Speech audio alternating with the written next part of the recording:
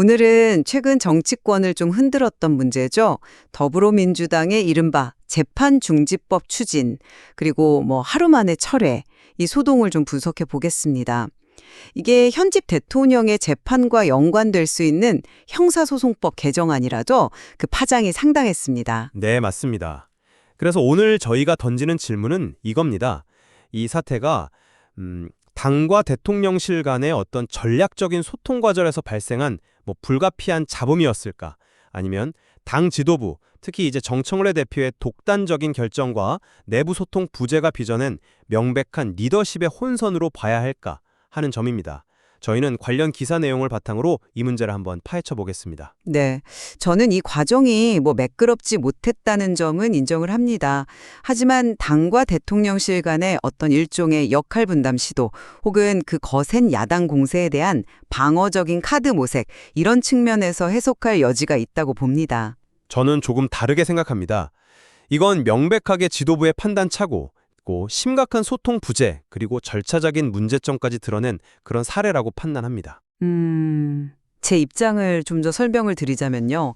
물론 대통령실의 제동으로 법안 추진이 멈추긴 했죠. 하지만 이게 어쩌면 처음부터 계산된 역할 분담일 가능성도 있지 않나 싶어요.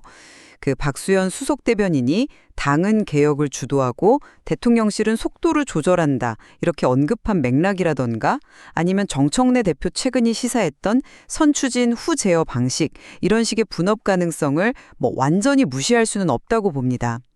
또 그 야당의 끊임없는 공세 속에서 방어 논리를 개발하는 차원에서라도 법안 논의 자체는 좀 필요했을 수 있다, 이런 시각도 있고요. 박균택 의원 등의 발언에서도 그런 기류가 좀 엿보이거든요. 결과는 혼란스러웠지만 그 복잡한 정치 지형 속에서 나온 전략적인 시도의 일부, 이렇게 볼 수도 있다는 거죠. 그 역할 분담 해석은 제가 보기엔 좀 받아들이기가 어렵습니다. 핵심은 이렇게 민감한 법안, 그러니까 현직 대통령의 재판 중단 가능성까지 담은 법안을 추진하면서 당 지도부와 대통령실 간의 충분한 사전 교감이 전혀 없었다는 사실 아닐까요? 문진석 원내운영 수석부 대표, 당의 입법 전략을 총괄하는 위치에 있는 분이죠. 이분이 직접 지도부 내에서 논의된 바 없다고 확인을 했거든요. 당내에서도 아니 왜 하필 지금이냐, 이런 초선 의원의 의문이나 중요 사안은 긴밀히 조율하는 게 상식 아니냐, 이런 비판이 나왔다는 건 이게 단순 조율 실패가 아니라는 겁니다.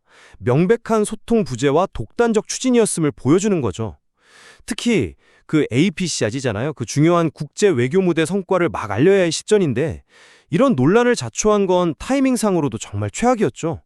한 중진 의원의 지적처럼요. 결국 지도부만 체면을 구기고 당내 혼란만 키운, 이건 명백한 정치적 실책이라고 봐야 합니다. 역할 분담 주장의 신빙성이 의문을 제기하셨는데, 네, 물론 문진석 수석의 발언과는 상충되는 지점이 있습니다. 하지만 그게 정치적인 수사라는 걸 좀 감안해야 하지 않을까요? 박수현 대변인이나 정 대표 측의 설명이 단순한 사후 해명이라기보다는 실제 그런 구상이 있었지만 실행 과정에서 좀 삐걱거렸을 가능성, 이것도 열어둬야 한다고 생각해요. 당이 먼저 이슈를 던지고 대통령실이 수습하는 그런 그림 말입니다. 저는 그 설명이 여전히 설득력이 좀 부족하다고 봅니다. 역할 분담이었다면 아니 왜 원내 핵심 관계자가 공개적으로 부인을 하고 내부에서조차 지도부가 체면을 구겼다는 이런 자평이 나오겠습니까? 그건 좀 이상하잖아요. 이건 사후의 상황을 봉합하려는 설명에 가깝다, 이렇게 느껴지거든요.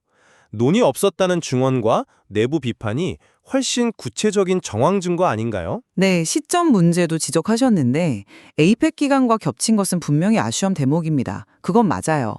하지만 야당의 공세가 연일 이어지는 그런 상황에서 어떤 식으로든 대응 논리를 준비해야 한다는 압박은 있었을 겁니다. 지도부 소속 의원의 주장처럼 당장 발의하지 않더라도 공세에 맞설 가도로 검토했을 수는 있다는 거죠.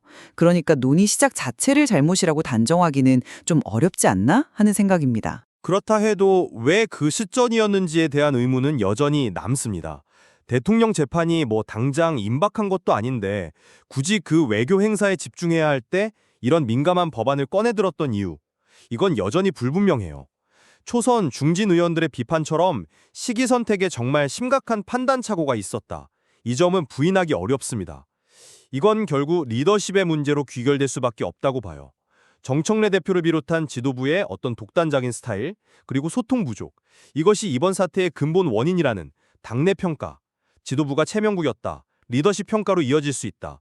이걸 방증한다고 봅니다.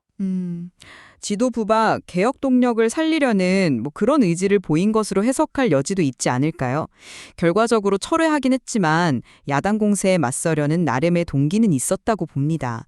소통 부족이라는 지적은 좀 결과론적인 측면이 강하고 어쩌면 다소 과도한 평가일 수도 있지 않나 싶습니다. 설령 좋은 의도가 있었다 해도 방식이 잘못됐다는 겁니다.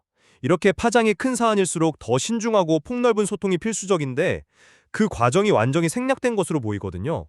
이건 단순 실수가 아니라 리더십 작동 방식의 근본적인 문제점을 드러낸 것이다. 저는 그렇게 생각합니다. 네, 오늘 저희가 살펴본 것처럼 민주당의 재판중지법 해프닝, 이게 표면적인 혼란 너머에 당정 간 역할 분담 시도나 정치적 공방 속 대응 논리 모색, 이런 해석의 여지가 분명히 존재합니다. 과정상 미숙함이 있었지만 단순 실수나 독단으로만 치부하기는 어렵다는 생각입니다. 하지만 그 과정에서 심각한 소통 부재와 지도부의 전략적 판단 착오가 명백히 드러났다는 점 또한 부인할 수 없습니다. 대통령실의 공개적인 반발, 그리고 당 내부의 비판이 이를 증명하고요. 결과적으로 불필요한 정치적 부담만 안게 된 셈이죠. 그렇죠. 이번 사태는 급히 봉합이 되었지만 이 일을 계기로 드러난 당내 소통 방식, 또 지도부의 의사결정 시스템, 그리고 당정관계 설정 문제, 이런 것들은 앞으로 민주당이 풀어가야 할 중요한 과제로 남았습니다. 네, 맞습니다. 저희가 참고한 자료 속에서도 다양한 목소리가 존재하는 만큼 청취자 여러분께서도 여러 관점에서 이 사건의 의미를 한번 곱씹어 보시면 좋겠습니다.